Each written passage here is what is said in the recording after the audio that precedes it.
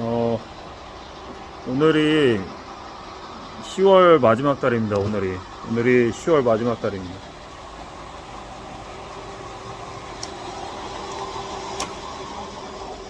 요즘 제가 많이 깜짝 놀라고 있어요. 왜 그러냐면은 주변의 식당들이 굉장히 어려워합니다. 공장 근처 식당들은 거의 많이 적자라고 하고 월세도 못 낸다고, 월세 내기도 빠듯하다.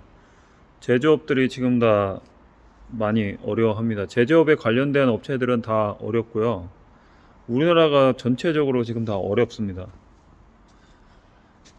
식당 같은 경우는 월세 몇 달치 밀리는 경우도 허다한 것 같고, 그 다음에 폐업하는 데도 물론 많이 있고요. 그 다음에 뭐 산업 쪽에서의 그런 업체도, 가공업체도 월세 밀리는 경우도 종종 보이는 것 같고, 그리고 이제 대출, 은행 대출 얼마 꿔가지고 겨우 이제 담보대출로 이렇게 하시는 분들도 의외로 보이고요. 근데 이제 제가 느낀 게, 저번에는 이제 경기가, 불경기가 아니라 경쟁력이 없어서 경기가 안 좋은 거라고 이제 말씀을 드렸는데, 이제는 이제 동네 장치는 끝났습니다. 동네 장치 이제 끝났다, 이렇게 말씀드리고 싶어요. 이게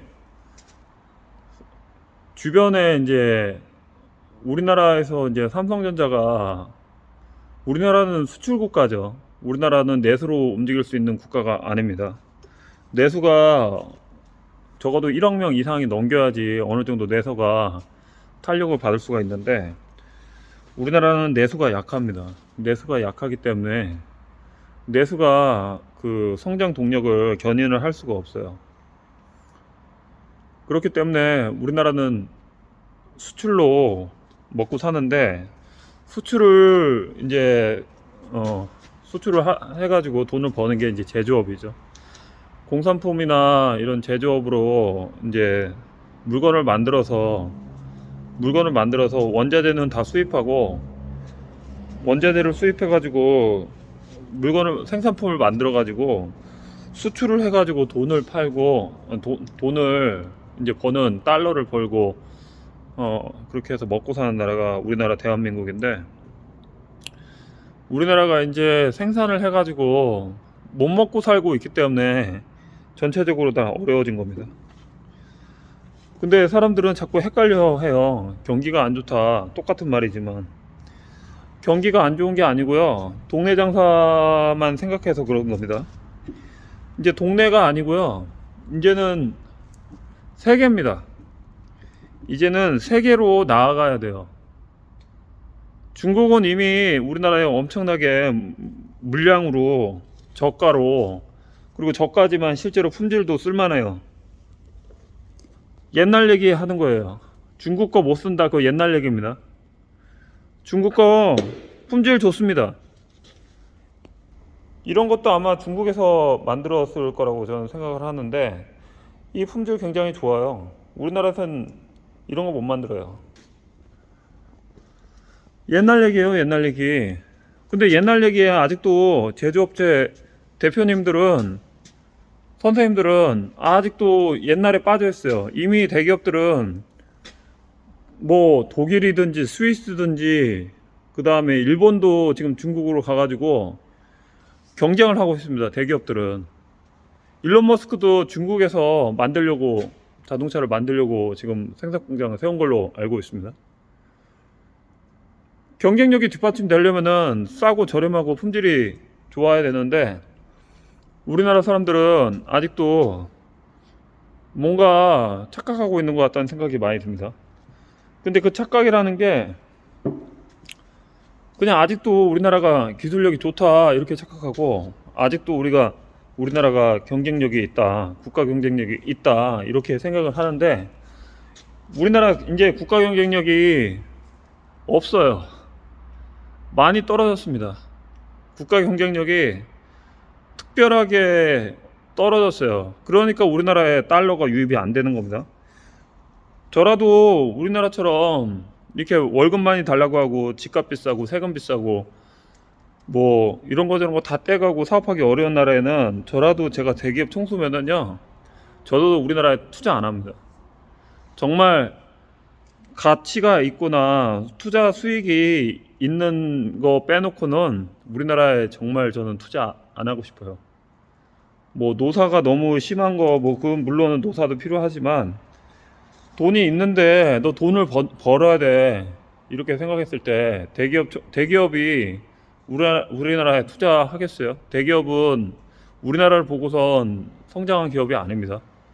미국과 그 다음에 유럽, 그 다음에 뭐 일본, 중국 이런 큰 나라들을 상대로 글로벌을 상대로 해서 성장한 기업들이 대기업이에요. 그 나라가 우리나라 내수로 보고선 성장한 그 기업이 아니고, 근데 우리나라는 이제 인식을 이제 한 단계 업그레이드 시켜야 돼요. 스마트폰으로 이제 모든 것들이 물류를 그냥 버튼만 누르면은 이제 문 앞까지 배송되는 시대가 왔고, 택배로 다 배달이 됩니다. 먹거리나 이런 생필품 등은 쿠팡이나 이런 인터넷으로 그냥 주문만 하면 문 앞까지 이제 배송되는 시대가 왔고요. 제조업체 관련된 제품들은 그냥 물류로, 그 다음에 화물로 그냥 결제만 하면은 돈만 주면은 다 여기까지 이제 배송돼 가지고 뭐 기간 언제까지 다 컴퓨터로 모니터 돼 가지고 가지 않고도 다 돈만 주면은 저렴하게 살 수 있는 시대가 됐습니다. 킨텍스에 얼마 전에 갔다 왔지만은 팔리는 물건은 중국 제품밖에 없었어요. 그리고 모든 부품이 이제 중국 제품이 들어가지 않으면은 경쟁력을 잃었어요. 근데 아직도 정신을 못 차리는 분들이 많아요. 우리나라가 아직도 경쟁력이 좋다고 착각하는 분들이 있고, 중국 제품이 아직도 뒤떨어진다고 아직도 그렇게 생각하는 분들이 있는데, 지금 우리나라는 제조업체도 마찬가지고요, 식당도 마찬가지고요, 모든 분들이 다 정신을 차려야 돼요. 인건비가 이렇게 올라가지고 그 다음에 집값이 오르고 제조 원가가 엄청나게 올랐는데 그 원가로 어떻게 수출을 해가지고 이윤을 남기겠어요? 싸고 좋아야지 외국인들이 우리나라 물건을 살 거 아니에요, 그쵸? 싸고 좋아야지 외국인들도 우리나라 물건을 삽니다.